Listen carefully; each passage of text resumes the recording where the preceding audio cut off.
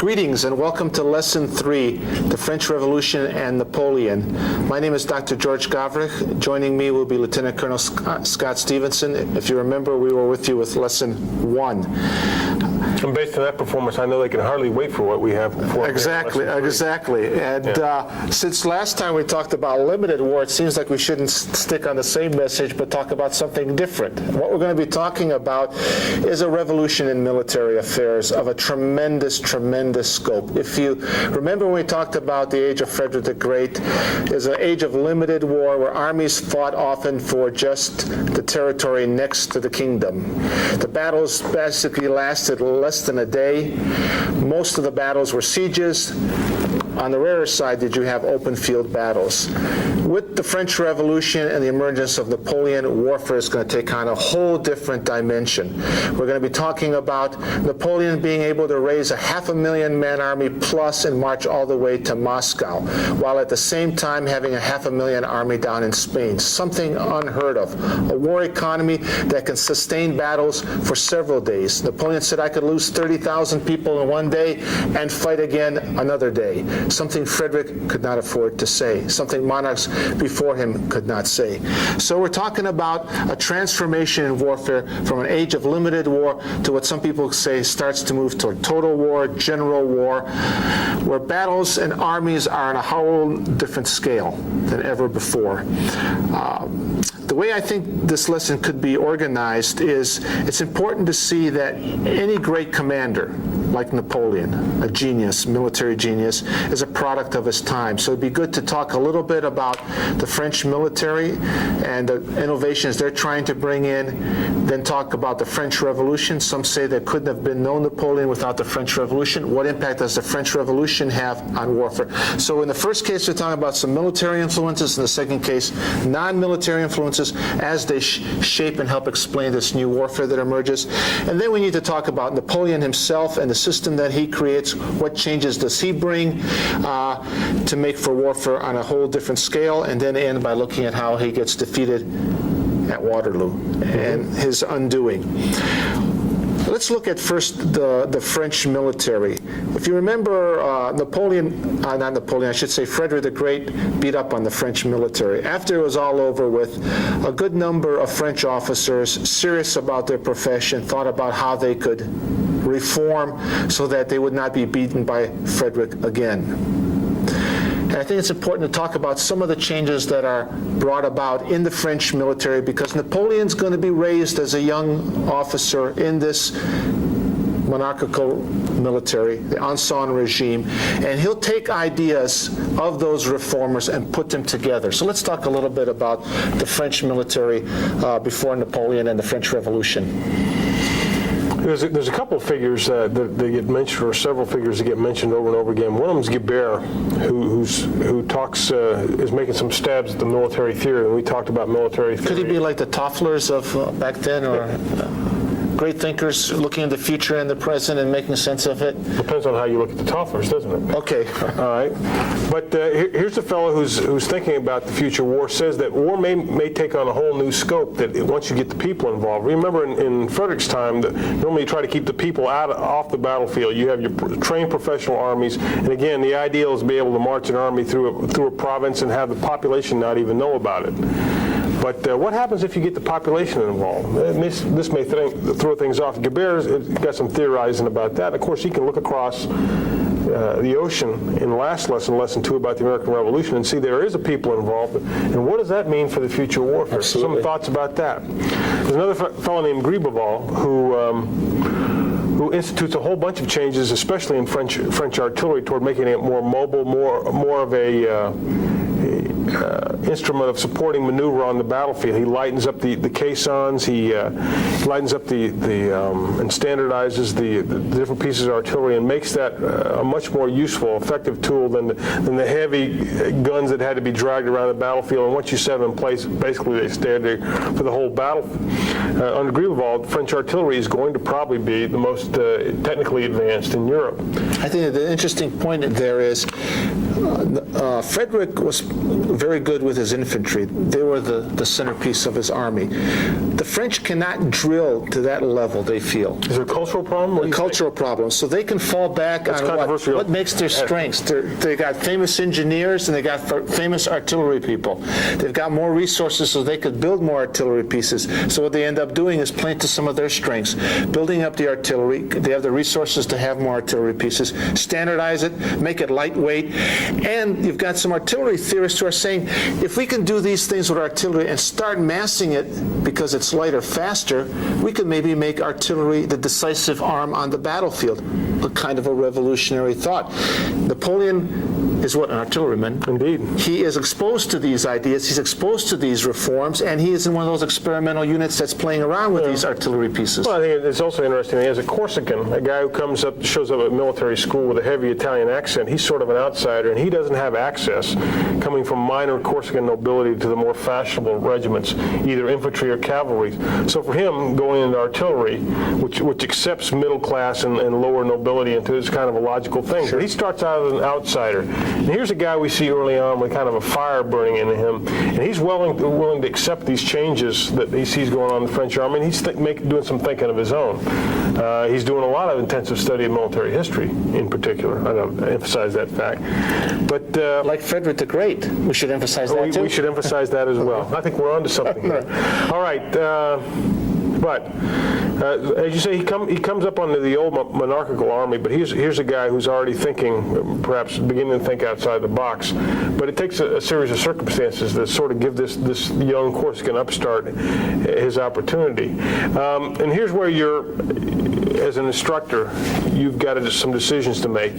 You may want to fill in blanks for students about what the French Revolution is about, if you feel up to that. Otherwise, I'd get past it as soon as you can. You've got to mention it at least in passing, because it sets the stage for what some people consider to be the greatest general of all time, Napoleon. What some people refer to as the god of war, Napoleon Bonaparte.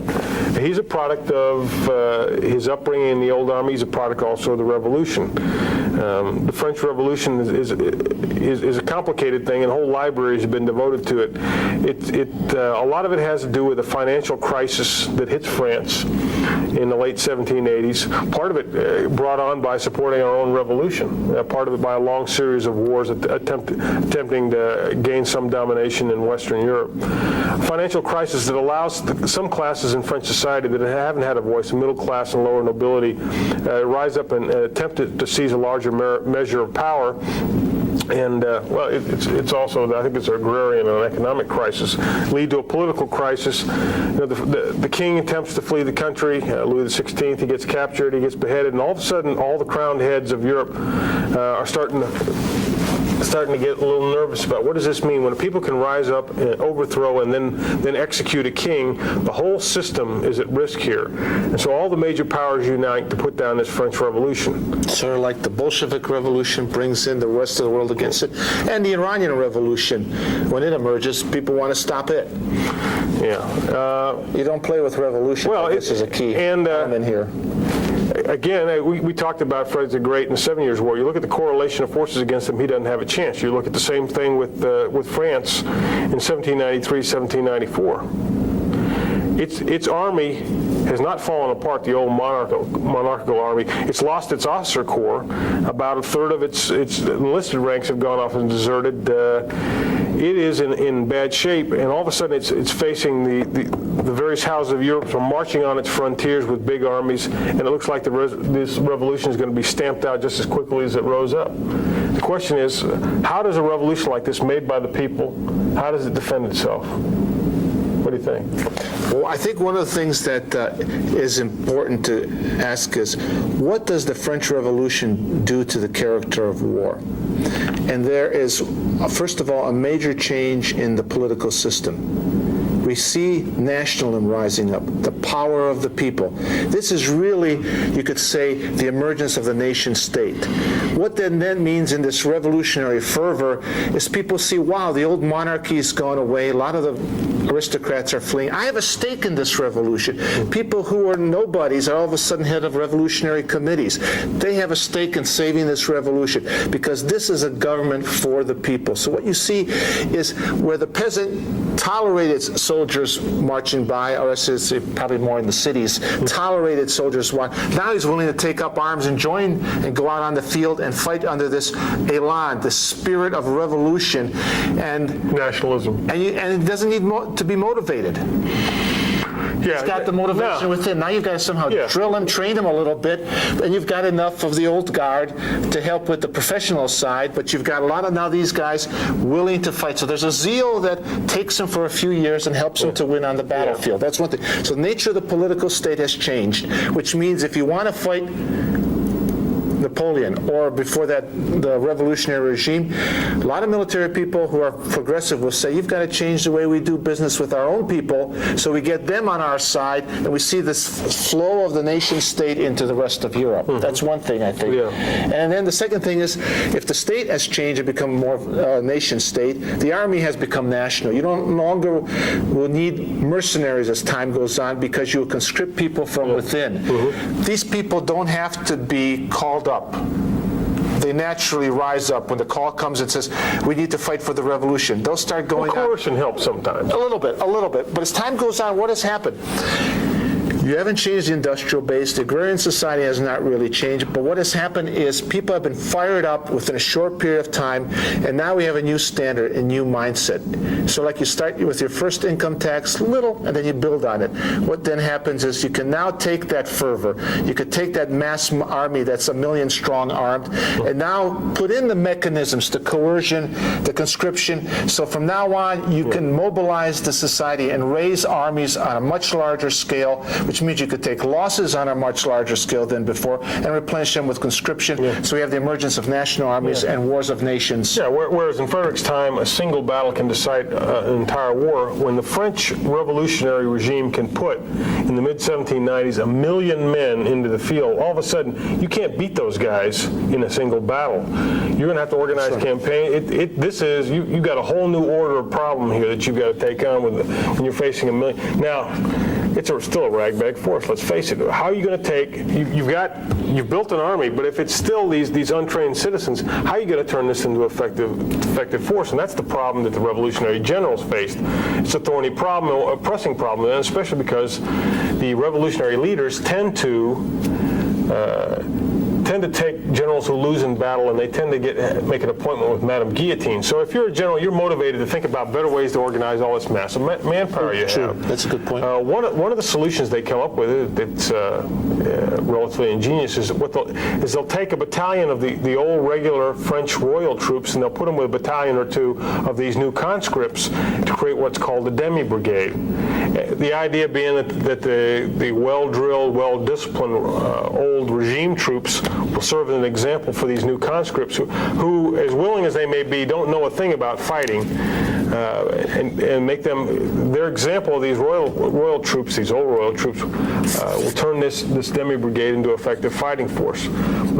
So what you're facing, if you're trying to take down the French Revolution, you're facing huge armies. You're facing armies that are motivated by something you haven't seen on the battlefield, patriotic fervor and nationalism, and the nature of these troops allows them to be used in ways you haven't seen before either. I think the interesting thing, too, is if you compare it to the Bolshevik Revolution or the Iranian Revolution, you have their emergence of people outside of the military in power who don't trust the military, political commissars, religious commissars in there. The French Revolution brings to power Napoleon, who's a general, already a proven general. He'll take the talent that's there, that's demonstrated by these young officers who fought and won on the battlefield, have been elected, promoted, and he'll use their talents to mobilize them into a better army, a better trained army, and use that fighting power now to conquer.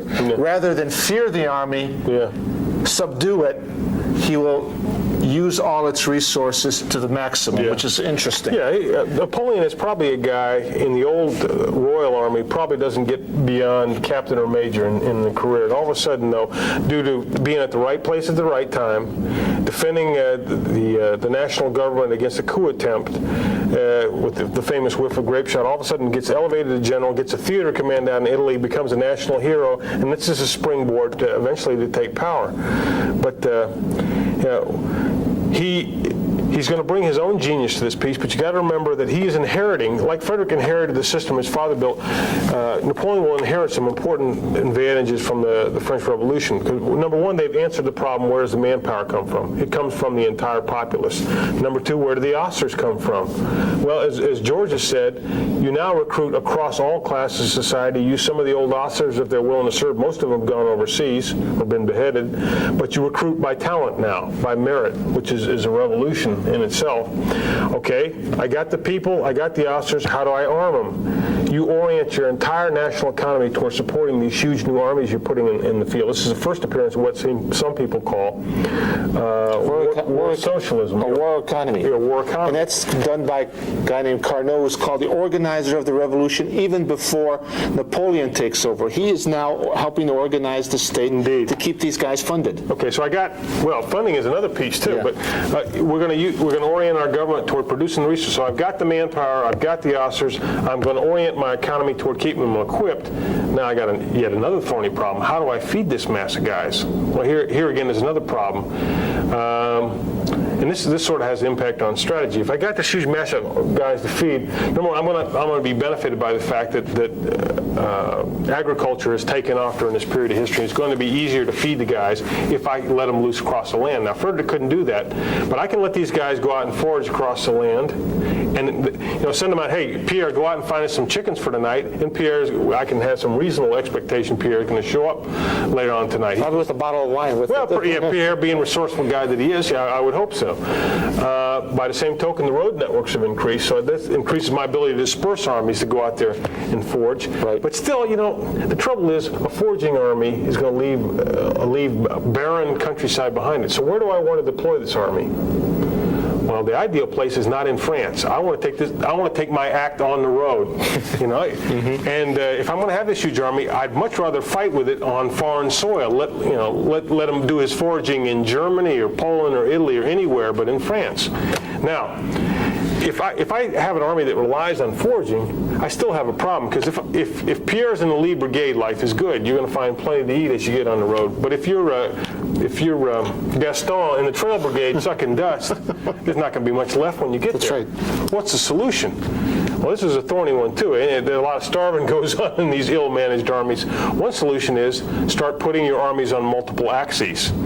It's a fact of life. If you want to feed them, you can't put the army on a single route like Frederick used to do. Frederick could rely on this carefully organized system of military depots. Well, a French Revolutionary Army can't do that. So by necessity, they're going to use multiple routes. But Napoleon's going to turn that into a benefit, isn't he? Yes, he's going to create the corps system. And what that means is you can create independent commands that march down different avenues to congregate, to mass at the decisive point or for the engagement.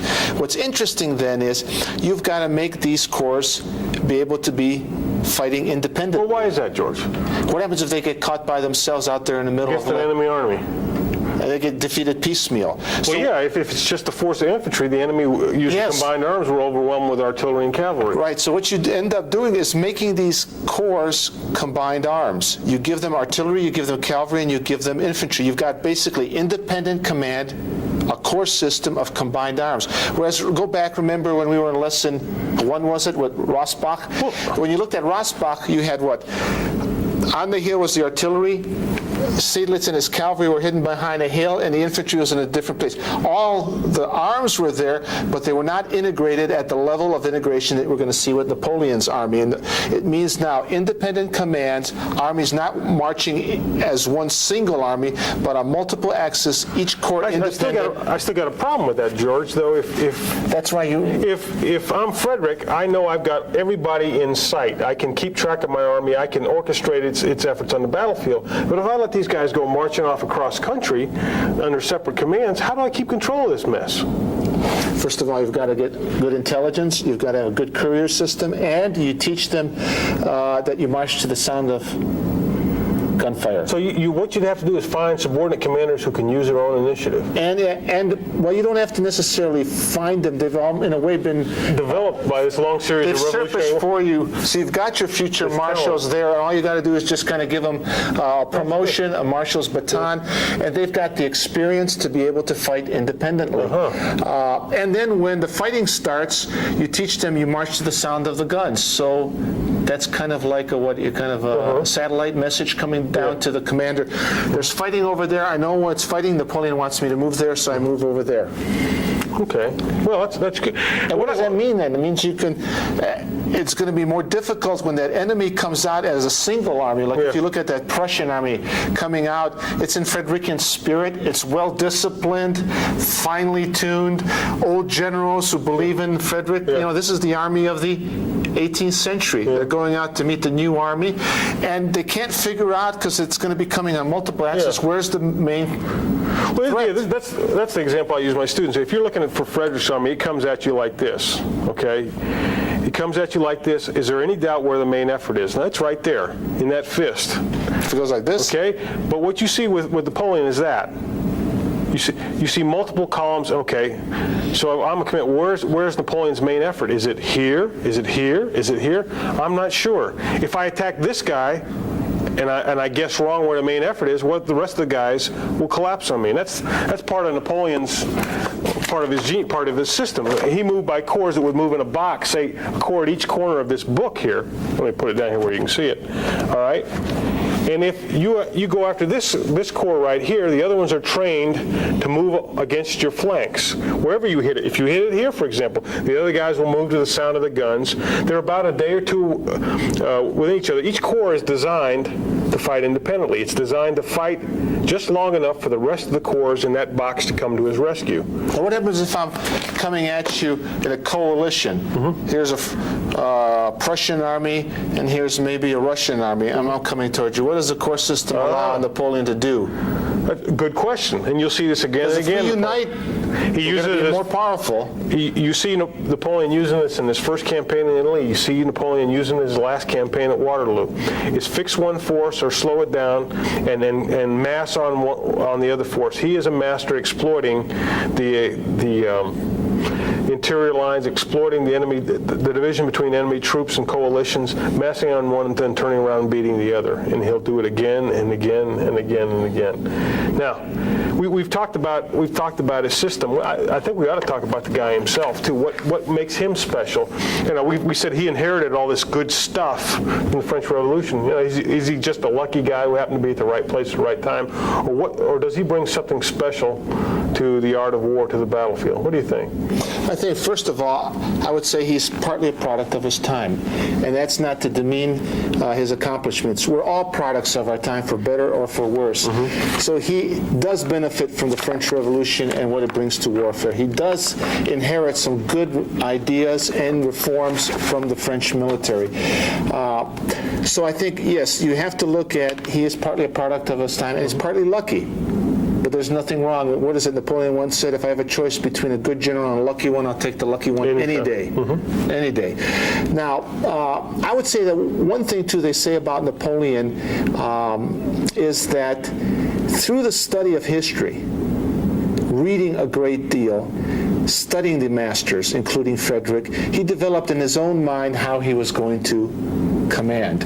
And then once he starts to command and lead, he uses those experiences to fine-tune. And in a way, that's the same scenario you see in a way with Frederick the Great. He got the tutors, he studied the history, he went out on campaigns with Eugene to observe. The first battle comes, he learns a lot from it, but he's got the base of knowledge. He's been tutored, educated well. In Napoleon's case, it's more self-taught. So that's one, I think, thing you have to keep in mind. And that's the importance of study. That's why all these great guys who are successful try to impart to their subordinates study. Yeah. What else do you think makes them I keep a vivid picture in my mind of Napoleon preparing a campaign. When he anticipates he's going to go to war, say against Austria or Russia or Spain, what he'll first do is assemble all the books he can on that area, the geography, the topography, the social organization. Then he assembles all the books that can be found on previous campaigns that have been fought there, campaigns in Frederick's time, campaigns in ancient times. Then he assembles the best available maps, and he will spend, apparently, according to some accounts, day after day on his hands and knees, poring over these maps, figuring out the distance from point to point. Then poring over these accounts, what's the terrain like? What are the key points? Where are the river crossings? Where is the enemy likely to deploy? And as he's doing that, he's starting to send out his cavalry and his agents to go out and start developing the intelligence. He is a one-man staff. Now, he has a chief of staff guy named Berthier who's very good at transcribing his orders, but what this guy brings to the battlefield is a sense of time and space that normal people don't understand. An understanding of, if I move this guy here, where's the enemy likely to be? How fast can I react to an enemy move over here? He keeps it all up in here. Something that mortal men at this time have real difficulty doing. But he's developed that ability by spending all this time studying the maps, developing the branches and sequels a campaign as he goes along, and it's amazing. Now he's got hundreds of guys working for him, whether they're couriers or scribes or what have you, but he's keeping the essential pieces up here. And he doesn't have a staff the way we understand it today. When it comes time to develop courses of action, he asks one guy himself, what are the courses of action? And he starts working that as it. It's not, and in a way, you could almost say that the modern staff was built to try to simulate what Napoleon did by himself. Mm-hmm. That the Prussians, for example, we'll talk about this in later lessons, have to come up with a staff of specialized decision makers, people that support decision making, as an answer to this one supreme genius that exists on the other side. Because Napoleon, again, he is a master of time, and he brings enormous energy. Here's a guy in his early days who could spend all day on horseback and then all night dictating orders. Enormous physical vitality was another piece of it. Enormous energy, enormous vision, and enormous charisma. Let's face it, here's a guy who knew how to motivate men. That's right. I think that's a good point to talk about, how he motivated troops. They said he had an amazing charisma, a magnetic personality. You met him in court, you were dazed by him. On the field, he could ride up and give a marshal's baton to a soldier for doing heroic things, and all of a sudden the word spreads, look, Napoleon is rewarding someone for great valor on the battlefield. He's the one who brings in ribbons to decorate soldiers. He's able to reach out and touch the individual soldier and motivate him, because motivation is difficult, and that fervor of the revolution died within a couple years of the revolution. Mm-hmm. And a lot of these veterans at the end at Waterloo are fighting for the emperor. Mm-hmm. They're war veterans who go to battle because it's him. And when I think it was Marshal Ney, one of them was sent out to stop Napoleon as he was marching back into power, to capture him for the king. Mm-hmm. And he meets Napoleon, and he just kind of crumbles in front of him and turns over and says, I'm going to be on your side now. Yeah. So his ability to touch out and motivate the individual soldier was a gift. And it was a highly motivated army when it was at its peak. The other thing I think that was interesting is that he had almost a photographic memory and knew the detail. Just like Napoleon, just like I should say Frederick, went down to the battalions, watched them march, so he understood his entire army. Yeah.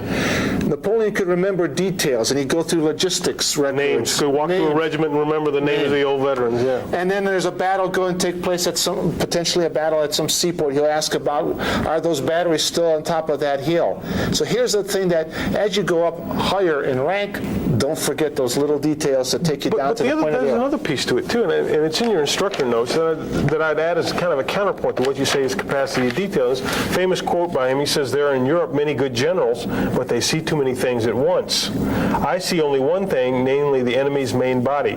I try to crush it, confident that secondary matters then settle himself. For all its capacity for detail, here's a guy who could focus in on what's truly important. And he could let all the little worries about this or that go away and decide, hey, this is what I need to do, and I'm going to take action.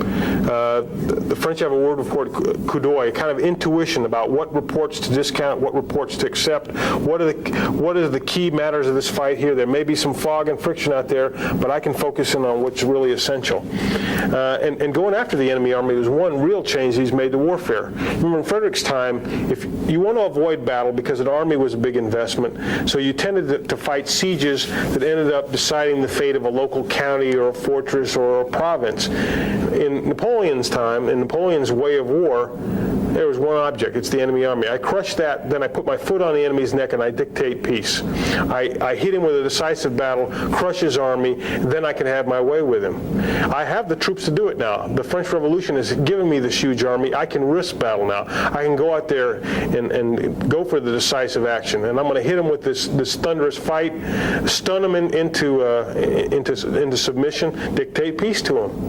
And he'll do that again and again through the successful years of his reign. He'll go out there and fight the decisive battle. His masterpiece is Austerlitz, which is in your reading. I think one of the things that to me is interesting is he's trained a different army. His speed doesn't come like Frederick's speed in marching with a quick pace and a disciplined fire of his infantry. He has brought speed with the ability to bring combined arms, bring corps together onto the battlefield, hitting you from all sides at the operational level, hitting you with all those combined arms in an integrated fashion on the battlefield.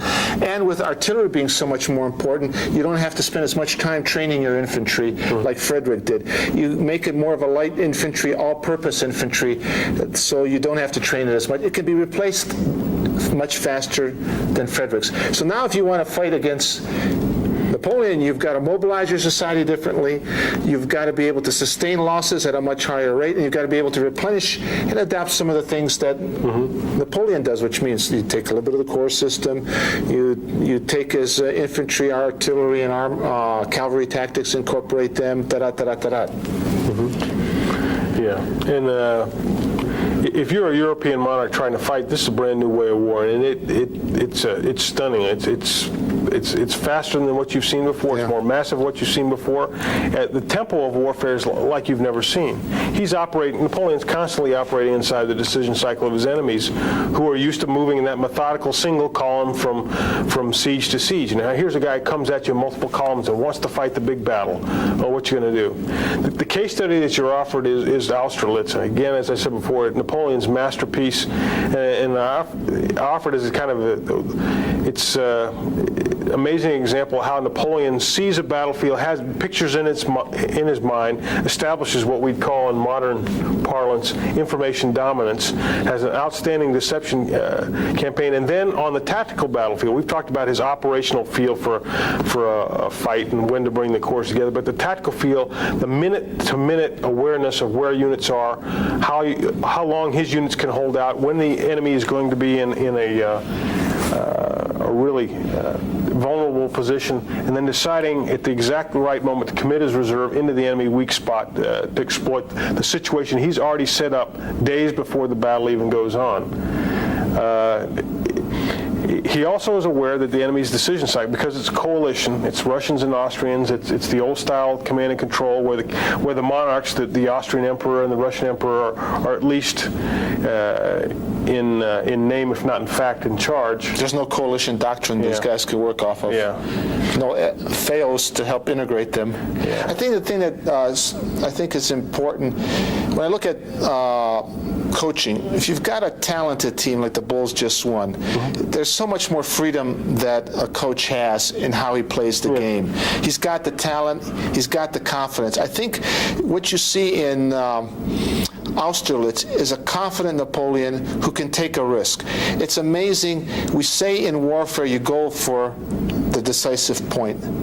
You take the high ground. Napoleon was sitting on the high ground.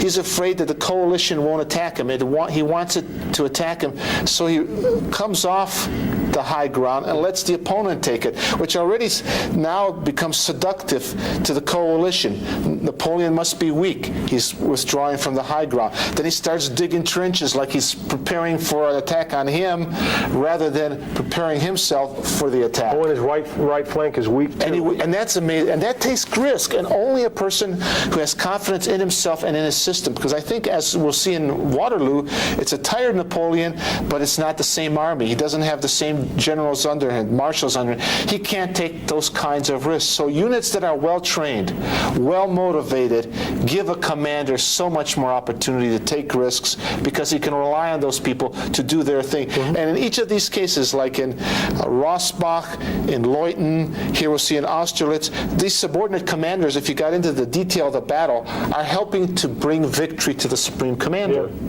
Seydlitz does it at Rossbach. You've got a couple brigade and corps commander that show initiative and heroism to help pull this thing off for Napoleon. But it still reflects greatly on the man himself, who crafted this army. This is his Grande Armée. He's taken quite a bit of time to shape it, train it, mold it to be his fighting machine. Well, if it's so wonderful, how did anybody ever bring the guy down? Yeah, how do you have to be as good as the Germans were in 1940 to Or as beat good them as the Bulls were this year? Yeah, and to beat them in 45. Do the Allies have to be as good as Napoleon was in 1814 to defeat him in 1815? Or as good as he was in 1807 to beat him in 1815? Right. And I would say no. What you find is, on the one hand, there's going to be some decline in Napoleon and his system. He will never have an army as good as the one he took to Exactly. Why not? Austerlitz. Why not? Doesn't he have? Isn't he still training them? Not to the level they were in 1805. You know, the army that he takes to Austerlitz is an army that has spent a period over a year at sites along the British Channel, going from brigade to division to corps-sized maneuver. It's an army that's intensively drilled. It's an army that is made up of, in large part, of veterans from the previous wars of the Revolution. It's an army that has got officers who have been brought up through that talent search that Napoleon and the previous leaders have done. He's got great leaders. He's got well-trained troops. He's got the system in place. He'll never have an army that good again. You could create it, but there is a problem, I think, in that the revolution created the talent. He did not create a system to keep that Good talent point. coming Good up. point. So there's no staff college. There's no exactly. There's no great educational system.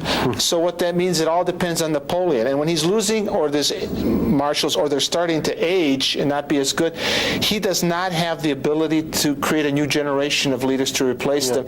He is too much dependent on himself. He's probably too vain, too arrogant to learn from his opponents, to give them credit, plus to be able to recognize talent beneath them. So that's going to be one problem. You're not going to have the people underneath you. Frederick the same.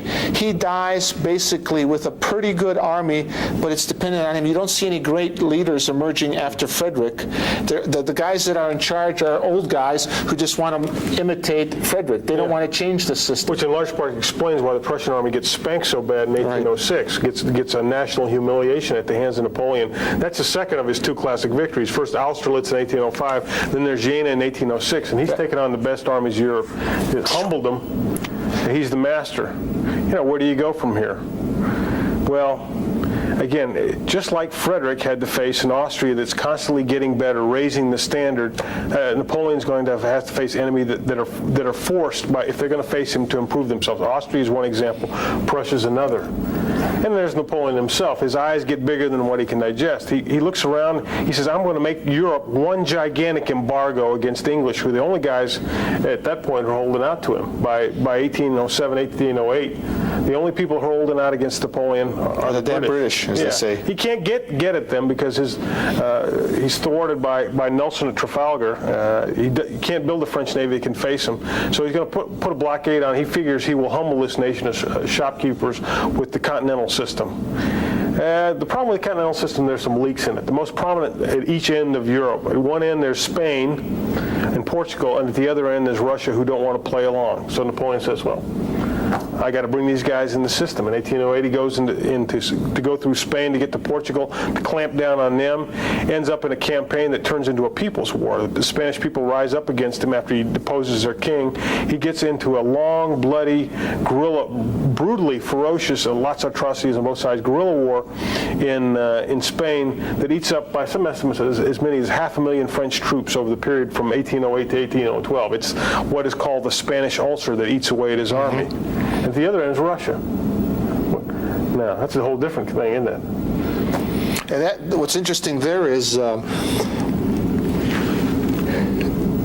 with the vastness of space there in Russia, Napoleon just gets dragged deeper and deeper into Russia, not necessarily by design, until he extends his line so far that he can't get back. It's reminiscent of what we'll see in World War II with the Germans. And he loses basically 90% of his army. Yeah, he goes into Russia with the same plan he always does in a campaign. I'm gonna go in there with a massive force and force the enemy into a battle. But the Russians say, well, we're gonna fight you, but I think a little further back. And they get ready to fight a battle, and they get cold feet, and they pull back a little further. The Russians don't have this plan from the start of a scorched earth back to Moscow. It works out that way, though. And Napoleon keeps having this idea, I'm going to bag the Russian army. I'm going to bag the Russian, it keeps slipping away from him, and eventually he's all the way into Moscow. The question is, what now, GI? Well, if I take the enemy capital, he'll be forced to make peace. The Russian Tsar says, not necessarily. And here's this great genius, and he has to scratch his head in Moscow, try to figure out what the heck happened. I won all these battles. I'm sitting in the capital, and he's still out there with his army, and he wants to fight. And it's getting cold. I better retreat back. And here you have genius who has created a system, won on the battlefield, forcing opponents to give up, and all of a sudden he finds it's a different ball game. Yeah, and he's, in a large extent, he's a victim of the kind of forces that helped him along. This nationalism in Spain has given him fits. That's right. The Spanish people have risen again. And nationalism in Russia has given him fits. Here's a people that refuses to give up even after their armies are beaten in the field and their capital is taken. The Russians refuse to throw in the towel. And then as he falls back with his beaten army out of Russia, the Prussians say, wait a second, we're going to rise up in a spirit of nationalism and take on Napoleon again. And the Austrians do the same thing. And all of a sudden, by 1813, all Europe was ablaze against him, and he's lost the biggest army he's ever put in the field. He's put, some estimates, between 500 600,000 men into Russia, lost virtually all of them. He's got to rebuild an army from scratch. Well, he does that. He puts 400,000 men into Germany. He fights a huge campaign in eastern Germany. It culminates in 1813 in the Battle of Leipzig, which is the biggest battle in history to that point, with about 250,000 people on each side. He loses. He falls back into France, fights another masterful campaign, but at this point the French people are running out of gas. The nationalism, the fervor that he'd relied on, the desire for glory is just about gone at this point. Well, it'll flicker up one more time. He gets kicked out in 1814, he'll come back in 1815. That sets the stage for the Waterloo campaign. And we see Napoleon at his best and his worst, too, I think. Yeah, I think that's interesting, too, is that manpower, there's a limit to how much any society can stay fired up with war, reap the benefits of war, and see its people being killed off in war. So you find the character of his army changes. He starts bringing in what you call them mercenaries, forcing Poles and others to fight for him. So it's no longer the national army of the French Revolution in the early period of Napoleon. Then I think if you look at Waterloo, the thing that's also going to be interesting is that because he has been so successful, he's basically almost conquered the entire continent of Europe. The opponents have to get their act together, and they work a little more on better coalition warfare. And you're going to find at Waterloo, when the Prussians get beaten before Waterloo, instead of running away, their king has told them, stick with the British.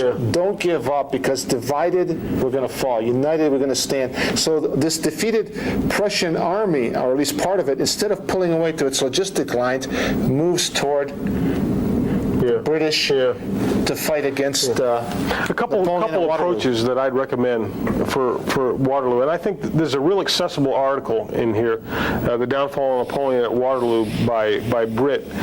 A couple ways. One is, what I like to do is have students give briefings. Take at the strategic, the operational, tactical level of war, ask a pair of students, one brief the Allied side, one brief the French side, strategic, then a pair brief at the operational and a pair brief at the tactical. That's one way to do it. Another another way to approach this is to ask the question, and this is one that's kind of fun, does Napoleon lose the battle or did the Allies win it? Kick that one around a little bit. Yet another way to approach Waterloo is say, what were the key decisions made that determined the outcome of the Battle of Waterloo? And you could point to several.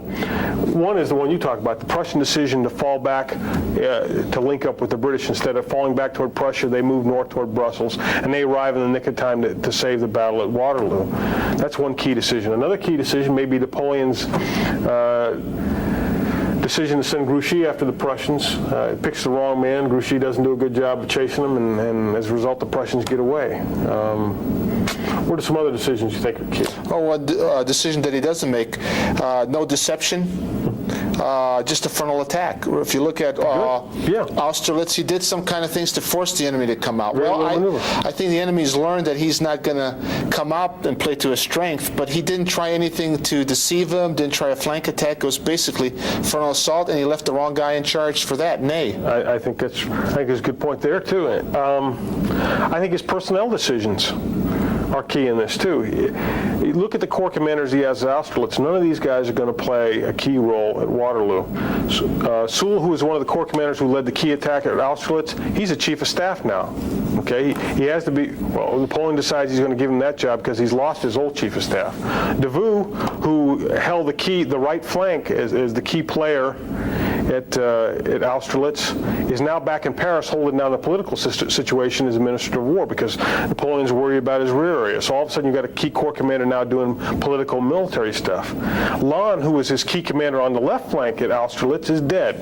He dies in one of these mini campaigns that Napoleon's going to fight against Austria, in this case in 1809. So the old cast of characters, the old first string is gone here. And he's playing with second stringers as corps commanders and division commanders. And I think that's going to play a key role. And a smart coach in sports will retire after he's won a championship and not drag on. And some people say that like 1808, 1809, right around that time, already you start seeing Napoleon making mistakes with increasing number. Because there's only so long that you could be at the high level of insight, energy, health. He's a sick man. He's a grumpy man. He's a tired man. He's a defeated man who's trying now to regain. He has this urgency to win. So he's pushed to maybe go to battle. Before he could play to his strengths, now he has to play to the opponent's strength by getting a quick victory so he can take back home a victory and say, look, I'm winning again, because he knows the home front is questionable. That's why he's left a good guy to watch it. But he's also a guy he needed on the battlefield. That is a great point. And this is a point brought out in Peter Perret's article that you read early in this lesson, is when Napoleon as emperor is also commander-in-chief, you got some wonderful unity of command.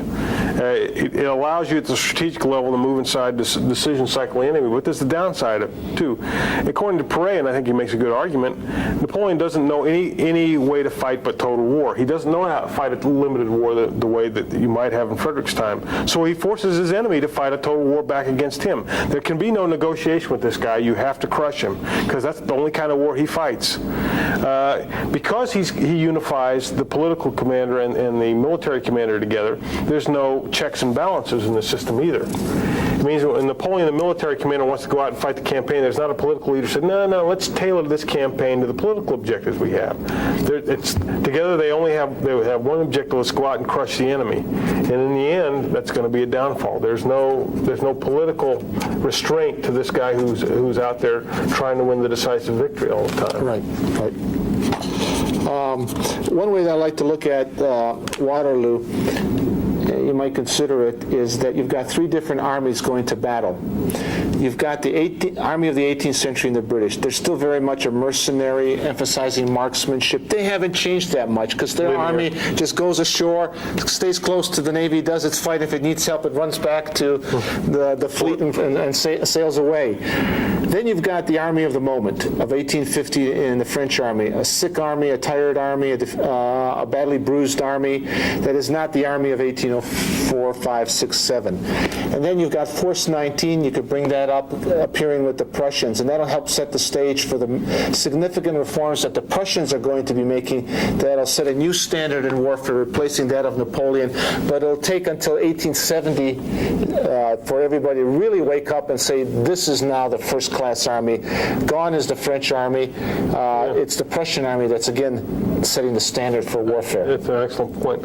I think it's a great drama watching Napoleon rise along with the French Revolution, and then his ego start to undermine his genius, and finally makes his downfall, which as a dramatic case study, it's hard to do better than Waterloo. I like to, and I'll ask you for some closing thoughts. One of the closing things I like to ask students about is covered in your program for joint education objectives on the title page of your lesson. One of the objectives of the Joint Chiefs of Staff is for you to comprehend the relationship between the concepts of revolution and military affairs and the military technological revolution. My question is, what the heck are they talking about? What are a revolution and military affairs? What's a military technical revolution?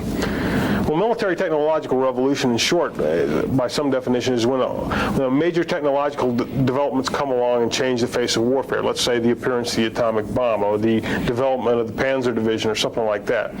A revolution in military affairs, though, is something of a greater order of magnitude where the whole nature of war is changed. Now, our modern definitions tend to focus on technology as what drives that change.